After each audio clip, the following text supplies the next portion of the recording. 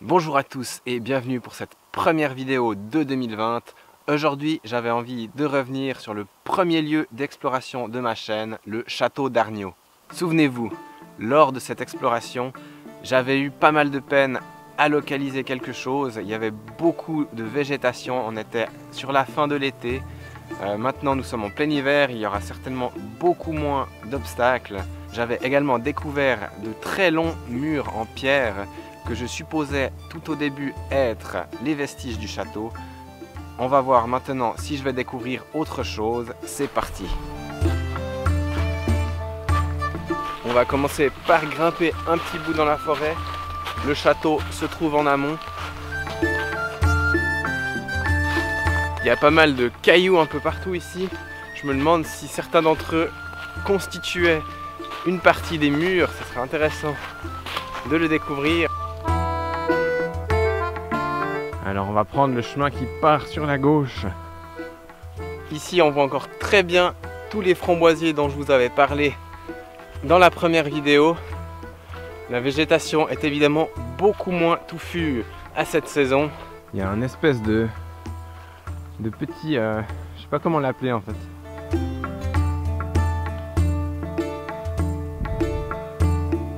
Des pots de fleurs.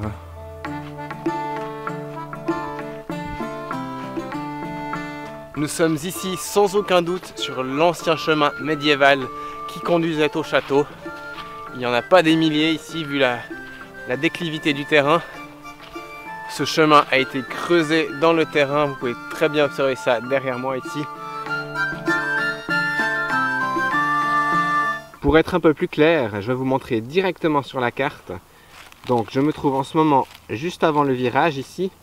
Et selon les recherches que j'ai effectuées depuis ma première visite, le château devrait être ici, sur cette espèce de petite colline, au creux du virage. Les murs que j'avais observés étaient bien plus loin et se trouvaient par ici, le long de ce chemin. Donc j'ai vraisemblablement été trop loin lors de ma première exploration. Aujourd'hui, je pense qu'on devrait tomber sur quelque chose d'un peu plus intéressant que la dernière fois. Pour rappel, il n'y a quasi aucune documentation sur l'histoire de ce château.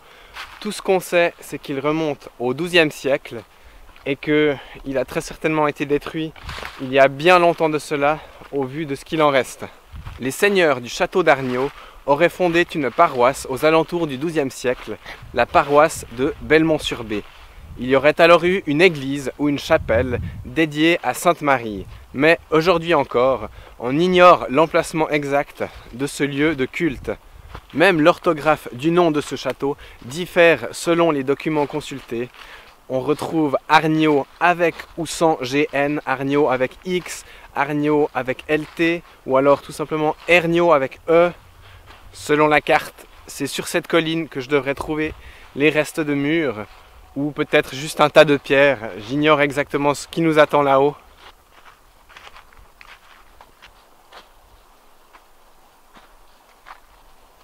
Et on retrouve ici encore tout partout autour du chemin tous ces buissons, ces framboisiers, ces sous-bois extrêmement denses, même à cette saison finalement. Ok, là on atteint le dernier virage.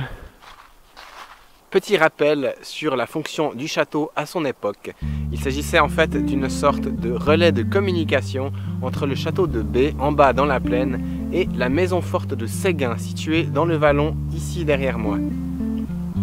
En remontant ce vallon, on peut atteindre l'alpage de Solalé et d'Anzinde, qui, comme je vous l'ai déjà expliqué lors de ma traversée alpine historique, était à l'époque partagée entre les Vaudois et les Valaisans.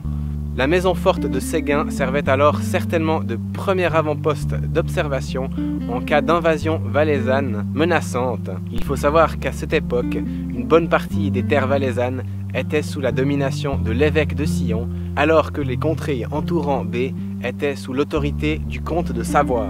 Il est facile d'observer comment le château d'Arniaux permettait de faire le relais entre le château de Bé ici et la maison forte ici. Ça permettait de contourner la crête de Javerne ici, qui forme un véritable obstacle naturel à ce qui se trouve dans le vallon, qui, comme je vous l'ai dit, permet de remonter jusqu'à l'alpage de Solalé qui se trouve ici, et l'alpage d'Anzinde de ce côté. Bon allez, on attaque le dernier bout jusqu'au château d'Arniaux. La végétation est vraiment touffue, même à cette saison, c'est vraiment complètement fou. Je m'attendais pas à ça. Donc il s'agit de faire le tour de la petite colline. Et juste avant le prochain virage, on va quitter le chemin.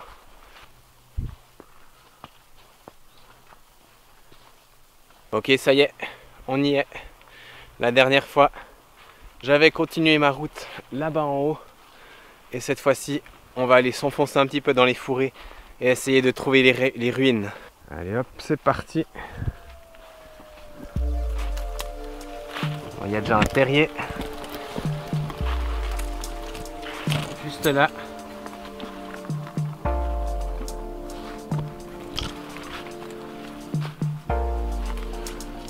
C'est vraiment dense.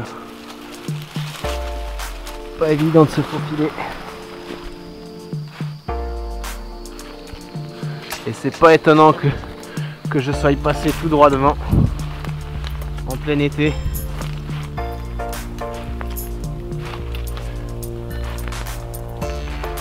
Ok.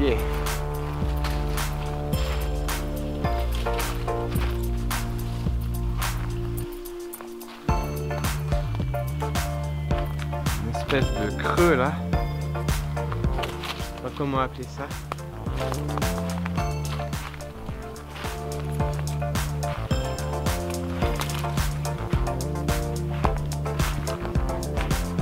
On voit rien du tout.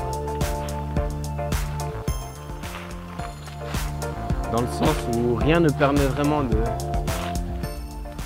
supposer qu'il y avait un château ici. Grâce aux quelques recherches que j'ai effectuées depuis la dernière fois, j'ai pu trouver dans les archives cantonales vaudoises un plan remontant de 1943 qui illustre l'apparence du château. On reconnaît bien cette forme allongée que je viens de parcourir et donc il n'y a aucun doute sur le fait que le château se trouvait ici même. J'ai quand même envie de faire le tour pour voir si on ne trouverait pas quelque chose de l'autre côté.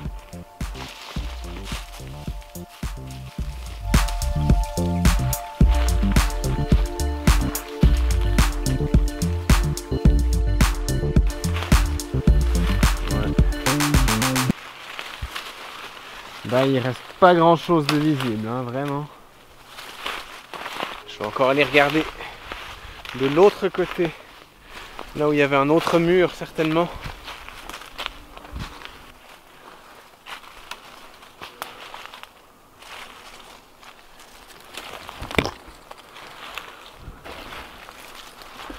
Ouais, c'est la même histoire.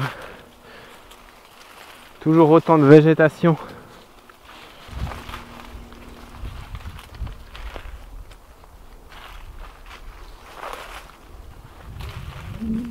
Tiens, là il y a quelque chose d'intéressant. Même si ça remonte pas au Moyen-Âge. Mais il y a des gens qui ont fait un feu ici. Sans doute, sans même savoir qu'il y avait un château à cet endroit. Je dois reconnaître que ce lieu est effectivement bien sympa pour un petit bivouac. Et c'est donc ici, à l'emplacement même du château d'Arniaux, que va se terminer cette vidéo. Je vous remercie d'avoir regardé cette vidéo et j'en profite également pour vous remercier. Vous êtes bientôt près de 200 abonnés à me suivre, ça fait super plaisir. Pour ceux qui ne me suivent pas encore sur Instagram, n'hésitez pas à aller checker mon compte.